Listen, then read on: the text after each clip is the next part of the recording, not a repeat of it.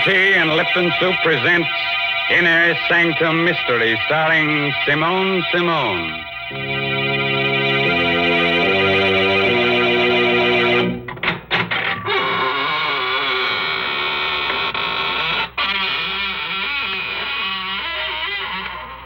Good evening, friends of the Inner Sanctum. This is, of course, Raymond, your host. Please come in, won't you? Make yourself comfortable in any gloomy corner. We had intended to have a real surprise for you tonight. Instead of myself, we were going to have a guest ghost to act as host. But, unfortunately, this real ghost caught pneumonia, and he's in a very grave condition. The doctors have given up all hope. He's, going to become alive.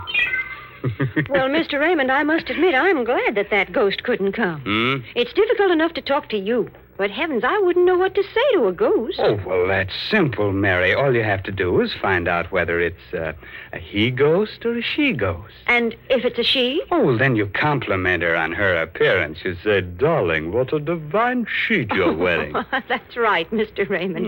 The ladies are always interested in something new to wear. And right now, I'm going to tell them about something they'll all want. It's a lovely piece of jewelry, a real sterling silver medallion about 1 inch in diameter. It's the kind of jewelry you find at those smart shops on Fifth Avenue in New York. But the only way you can get it is from Lipton's. The medallion is decorated with a Chinese inscription, and it's hung on a narrow black rayon satin ribbon. That's the height of fashion this year, you know. And here's how you get the medallion. Just send 25 cents and the box top from a package of Lipton's, the tea with the brisk flavor, to the Lipton Tea People, Box 92, New York City. Yes, that's Box 92 in New York City. And now it's time to begin. Our story is called The Black Art. It's an original tale by Milton Lewis. And our star tonight is that glamorous motion picture star, Simone, who'll play the role of Claudine.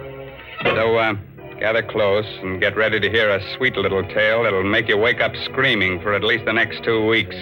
You all set? Now remember, if you don't want your hair to stand on end, get someone to sit on your head. Okay? All right, now, let's hear Larry Gifford tell you his story in his own words. I wish I never heard that scream. I wish I never saw a body lying there. Blood all over the room. The knife on the floor near her throat. I'll never forget it. I'll never forget how I picked up the knife. I'll never forget the sweat that came creeping out all over me when I heard the door slam. Stand where you are. You make a move, I'll blow your head off. Don't shoot, Copper. Drop that knife. Okay. What's your name? Larry Gifford. Look, I'm from Chicago. Stranger, huh? Yeah, what of it?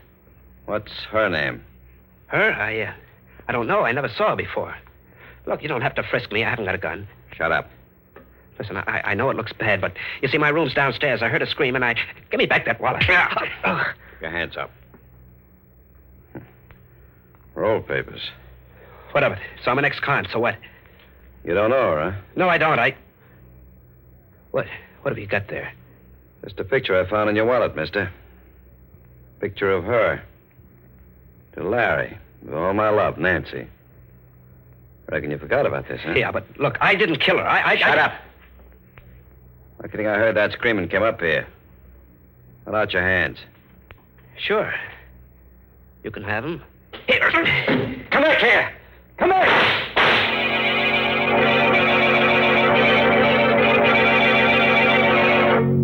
I didn't get far. The crowd in the streets nabbed me.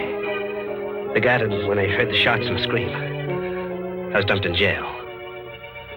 Well, this was a little burg in the bayou country, not far from New Orleans. I was the biggest thing that hit the town since Ripley's Believe It or Not. For them jerks, my trial was a bigger show than Carmen Miranda and Gypsy Rose Lee doing a trapeze act. In no time at all, they sentenced me to be hung. It was the night before they were going to take me to the state pen for the necktie party. I was sleeping, dreaming I was in Africa.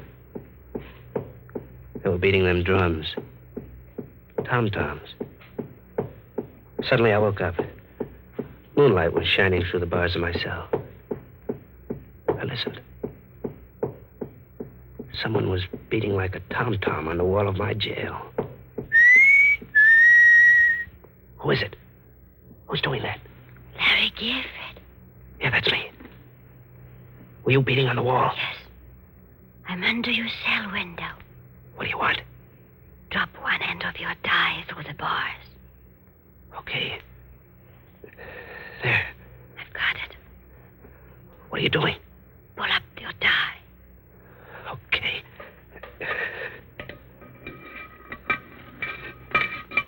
Got it? A gun? Yeah, I got it. Good luck. Goodbye. Thanks, baby. Whoever you are. What's going on there, Gifford? Huh? Oh, nothing. Why? I heard talking. Oh, I was talking in my sleep. You never done that before. I never was going to be hung before. What you holding there? Come here, I'll show you. What's that? A gun? Yeah, and it's got enough bullets to fill your head with lead.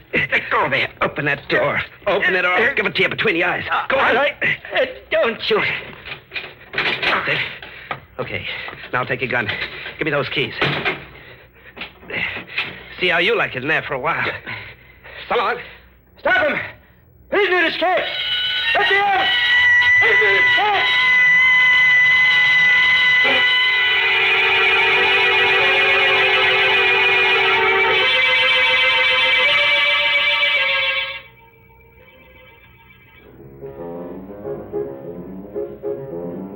The Blue Bottle Bar.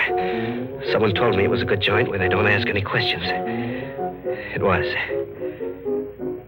I had a few drinks. I was leaning on the bar, looking at a paper. What are you drinking? Scotch. Buy me one. I gave her the once-over. I know something about dames, and she was dynamite with class. She was something. Well? Set up another, Charlie. Cigarette? Here. Thank you. It's a nice cigarette holder. Must cost at least a C. You know a lot, don't you? Enough. I know you. Do you? Sure. There's something about... Wait a second.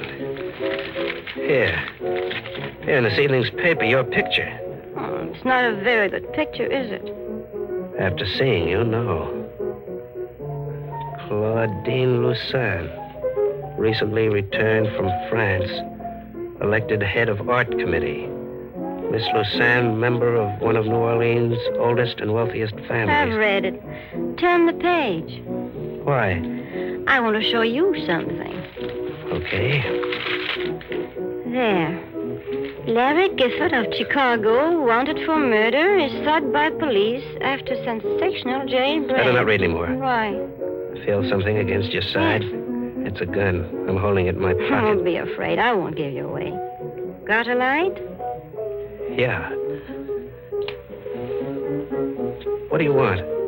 Listen to that music. That tapping. What about it? The way you're tapping your cigarette holder against your glass. I'm just keeping time to the music. I heard that tapping before. Yeah, sure, in the cell. And I heard your voice before. Did you? You gave me the gun. Now let me hear you. What's this all about? You'll find out. Relax. I can't. I guess I had a few too many. My head, I feel like I'm spinning around, getting dizzy.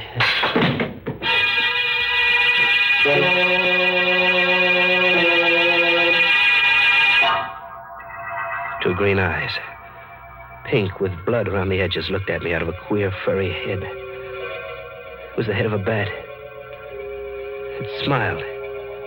It had sharp little bat teeth that had pink on them. There was an ache in my throat. I looked again. It wasn't a bat's face. It was hers. Claudine's. I was dreaming. Larry? Oh, well, where am I? My suite at the hotel. How'd I get here? You passed out at the Blue Bottle. I brought you here. When? 2 hours ago. Oh, I must have been sleeping. I had the queerest dream. I thought... Oh. What's the matter? My throat. That pain, like a knife. Those green eyes of yours. That red mouth. And those white teeth. Look, we're going to have a showdown right now. I'm... Where's my gun? I took it. Look, what do you want with me? Nothing you don't want to do yourself. Don't talk in riddles. Have you ever been in love? Sure, dames are always falling for me. Why? I guess that's what happened to me. Are you kidding? No. Do you think I'd get you out of jail if I were? But I never saw you before. I saw you at the trial. That's where it happened. Oh, how can a dame like you go for a guy like me? I don't know. But it happened. I don't believe it. I'm sorry. Come here. Yes? I'm going to kiss you, baby. Larry. Oh, Larry. Yeah, it's a funny thing to do. Kiss a guy on the neck. Better wipe that lipstick off. Hey. Look. What's the matter? My handkerchief. That ain't lip rouge on my neck. It's blood. No, you're making a mistake. My neck's bleeding. What kind of a dame are you, anyway? I'm getting out. No, don't. If you go, I'll tell them who you are. Oh, you will? Yes, and I... Oh! You won't tell them for a while, baby.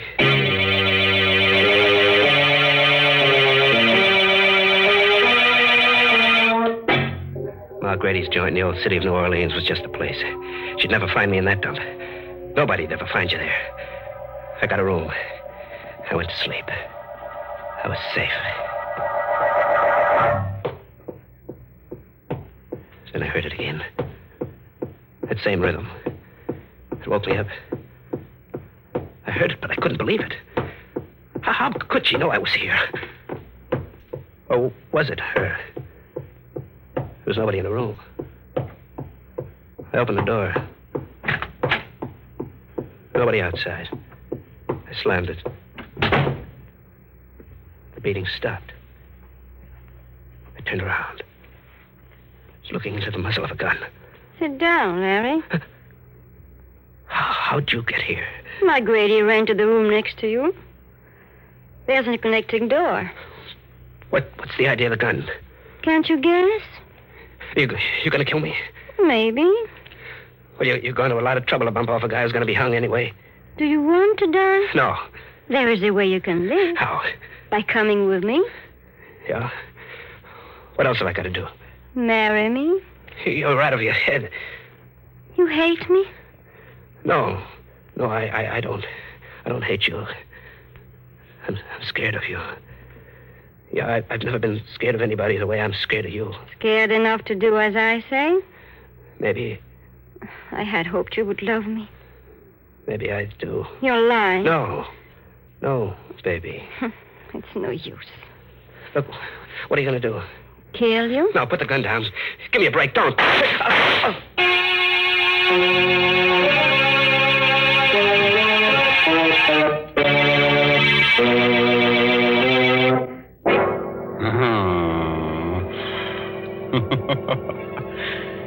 Man, that Claudine's a kid of her words. When she tells someone she's gonna kill him, she does it. She'd make a wonderful wife for some Frankenstein monster. She's attractive, a good killer, and she has a well-developed taste for blood. Say, why should I hand her over to some other guy? She's just a gal for me. Nonsense, Mr. Raymond.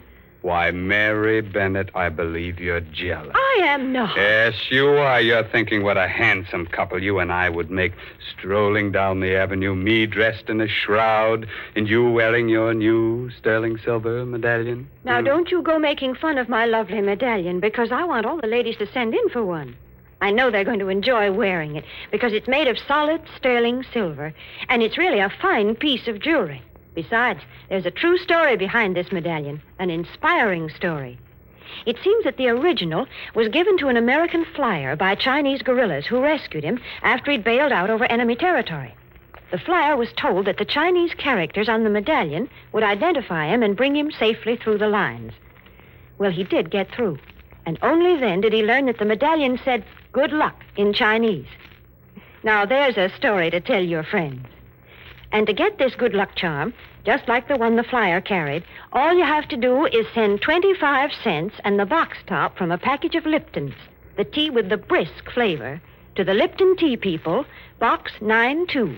That's Box 92, New York City. Now, let's get back to our star, Simone, who seems to be making life hard for a guy named Larry. The last time we looked in, she had just shot him. But I've got a tip that that's only the beginning of his troubles. How about it, Larry? What happened then? I went down in a heap when she fired. The bullets caught me in the thigh.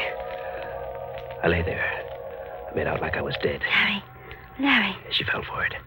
She bent over me, the gun in her hand. Larry, are you... Oh! Take it easy, kid. Let go of my hand. Not till I get that gun. Let go. Get that gun if I have to break your arm. No, don't. Oh. Okay. I've got it now. You shot me in the leg, but I'm still strong enough to get rid of you. Larry. I'm no angel, baby, but you're worse. Here's something I heard about, but I never believed. How'd you know I'd be here? How'd you know I'd be in the blue bottle? Go on, answer me. I've got nothing to tell you. No, you don't have to. It was magic. Black magic. Somebody nobody'd believe if I ever told him. There's only one thing to do with you. Yes? Kill you. But I ain't taking any chances like you did with me. When I kill you, you're going to stay dead. Those tom-toms are going to stop forever. You think so, Larry? I know it. Come here. Larry, Shut up. No! I knocked her out cold. She lay on the floor. I put the muzzle of the gun to her temple. She was so beautiful it made you shiver. I pulled the trigger. I looked. What I saw nearly made me pass out. A little blue vein on her temple was beating. There wasn't a scratch on her. A little curl of red hair was twisted around her ear. Was I seeing things? I aimed the gun at her heart. Nothing. Not a speck of blood. I stuck the muzzle between her eyes. Shot till the gun clicked empty. I looked. The white skin on her face looked more beautiful than ever. Had to get away. Out of the same city where she was, out of the same state, the same world.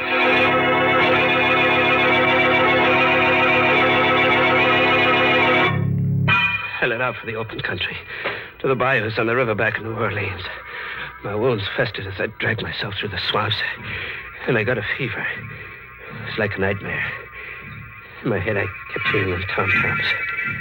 I couldn't take a train or a bus or go to a doctor. I'd be caught. One night I saw a big house shining in the moonlight. I decided to take a chance. I knocked at the door. What is it? Sorry, miss. I was hunting. I had an accident in my leg. Oh. If you let me come in and call a doctor, I'd be very grateful. You don't want to come into this house. Can't you see I need help? You'll never be helped here. There's nothing good here, only evil and fear. So go away, please. I'm warning you. Go away before my sister comes down. What's the matter with you? Don't you see I can hardly move? Go away while you still have the strength to crawl away. Now, believe me. Tell Mr. Gifford to come in and close the door, Cassie. That voice. That's my sister, Is your sister? Claudine Lassan. Good evening, Larry. I was wondering when you'd get here. You know him? Yes. Mr. Gifford and I are old friends. Friends. How can you have a friend? Now, Cassie? He's someone like you. You mustn't mind her, Larry. Cassie isn't quite well. I don't know who you are, Mr. Gifford, but I do know that she's brought you here to kill me. Cassie? I knew it would happen on a night like this when the moon was full. She's been preparing for it for months. I've told everyone about it, but no one will believe me. I've told them again and again, and they say I'm insane. They think I've lost my mind. But she is going to murder me. Tonight, while the moon is full, she's going to murder me. Go to your room, Cassie, immediately. Oh. Yes. Yes. I'll go. I'll go. How did you get here? I live here. Come, Larry. You must know by this time that you can't fight me. Yes, I thought I'd never see you again. I'm not well. I got a fever.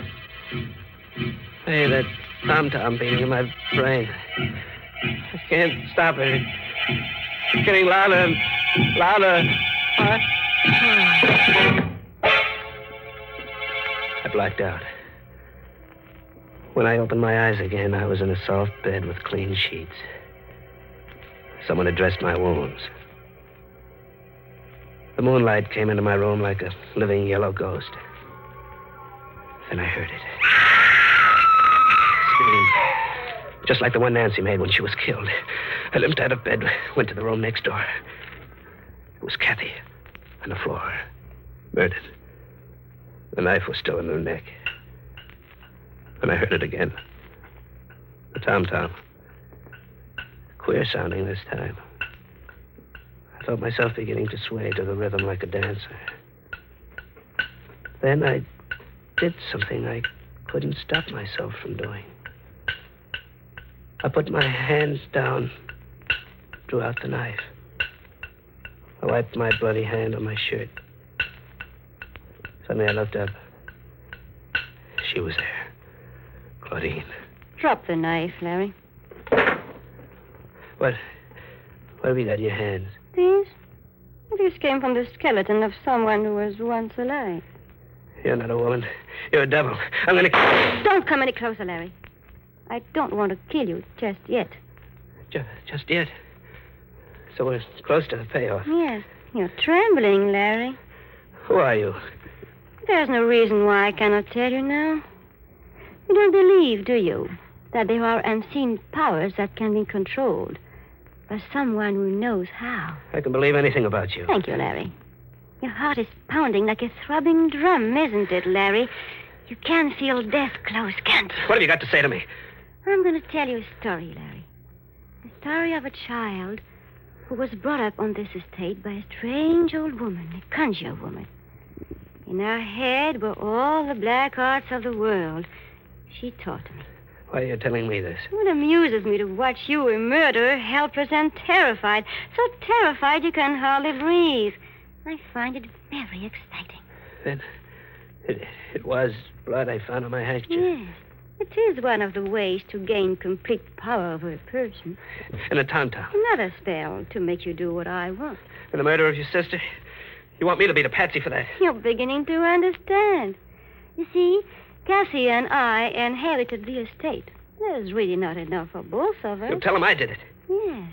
And that I killed you in self-defense. What are you looking at me that way for? I was remembering something. Remember it? Oh. That kiss, baby, wasn't it? You're a devil, but still a woman, ain't you? You didn't forget that kiss, did you? No. Well, what are you going to do? Come here. Closer.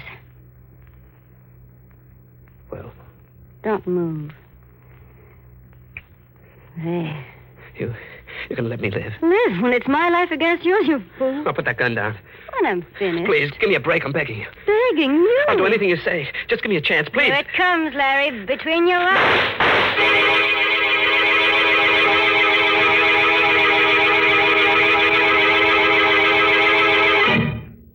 How do you feel today, Gifford? Much better, officer. Leg's healing fine. We checked that crazy story you told us. It's all true. Tell me something. How'd you know to come to the Lucerne place when you're dead? You arrived just in time. A second later, and she would have killed me. Kathy, her sister, phoned us, told us to come out. I came in the room and saw her threatening you with a gun. I shot at her. I had to. Got her in the shoulder. You should have killed her. The state will take care of that. Did you believe the story she told you at first? That I killed her sister and she was killing me in self-defense? No. You see, Gifford, we'd found out that you weren't a murderer. You didn't kill Nancy Warren. The man who did that confessed. That made her whole story false. How did she do it, Captain? How did she find out where I always went? Police psychiatrist said she did it by post-hypnotic suggestion. She told you where to go while you were asleep, and you never realized that you were always doing just what you wanted. But the bullets, when I shot at her and tried to kill her, how'd she do that? It was all carefully planned. The first shots she fired at you were real bullets. The others in the gun were blanks.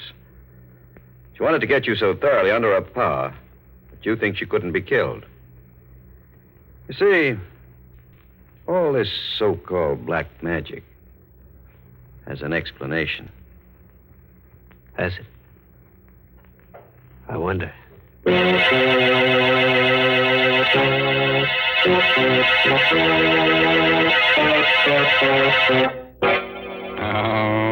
that black magic. I tell you what I'm going to do. Step right this way, friends, and get yourself a post-hypnotic suggestion. Spell it backwards, and you get murder. What's that? You can't spell. Ain't you lucky? Talking of luck, Mr. Raymond, I think Larry Gifford was mighty lucky to escape that awful woman. Oh, well, you see, Mary, it's very simple. He probably wore one of your good luck medallions. Oh, now that's plain silly. A man wouldn't wear a medallion on a black rayon satin ribbon. It's the ladies who like jewelry. Yes, that's why I know that they'll appreciate this solid sterling silver medallion that the Lipton people want to send them. And, ladies, here's how you get it. Send just 25 cents, which includes tax and postage, with a box top from a package of Liptons, the tea with the brisk flavor, to the Lipton Tea People, Box 92 in New York City.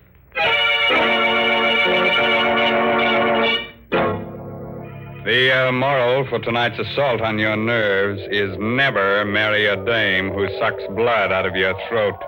Such dames give you a pain in the neck. By the way, this month's Inner Sanctum mystery novel is The Red Right Hand by Joel Townsley Rogers. Yes, and don't you dare miss next week's story, directed by Himan Brown and brought to you by Lipton Tea and Lipton Soup. Next week's story is about a pair of murderers who get scared to death. They're more frightened than the guy they're murdering. So if you hear some static on your radio next Tuesday, it'll just be their knees knocking together. Well, now I guess it's really time to close that there squeaking door, so good night, for real. Pleasant dreams.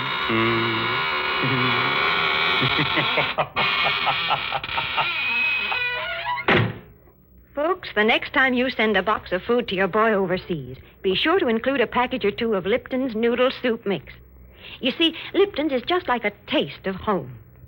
It has the same homemade, chickeny taste as the soup you make yourself. The soup your boy's always been so fond of. That's why it's such a thoughtful, welcome little gift to send Lipton's. And as you know yourself, Lipton's noodle soup makes a grand snack. So remember, send a package or two to your boy. And remember to tune in next Tuesday night for another Inner Sanctum mystery. This is CBS, the Columbia Broadcasting System.